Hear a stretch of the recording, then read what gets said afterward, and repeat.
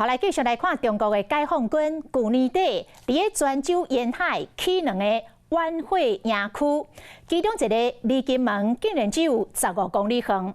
全台湾拢进入了因飞弹拍会到的区域，都参日本东南边的岛屿，飞弹可能嘛拍会到位。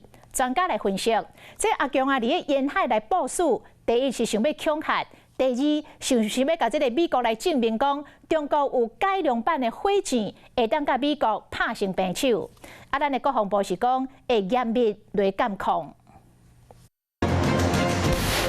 炮火不断为海面上发射，中共解放军进行军演公开影片，真高共吓惊，即马搁伫咧沿海建入新营区。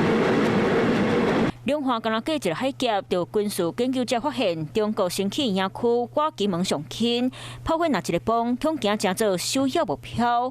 解放军伫咧泉州的深江川和金峰川沿海新起2个晚火营区，2023年年底已经完工。金峰川离金门港有桥15公里远，离台湾中部上近的港有190公里。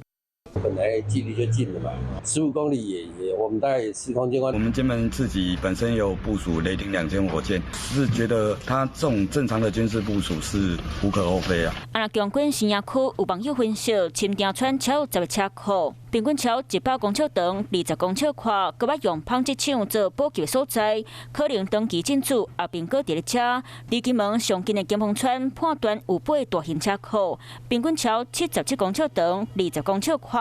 不过现在要伫咧沿海起步推，专家就对这件代志来做分析。就是所谓的传统的多管火箭的这种改良版，也就是说它的射程可以更远，也许可以更精准。在这个离台湾比较近的地方，当然可以有一方面是恐吓台湾，一方面也是告诉美国等等，就是说他们有具备这个能力。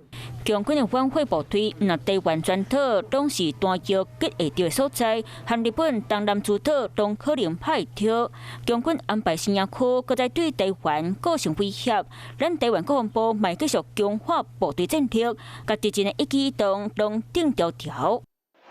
你好，我是宋彦明。想掌握最及时的新闻资讯吗？赶紧订阅、按赞、开启小铃铛，锁定华视新闻 YouTube 频道。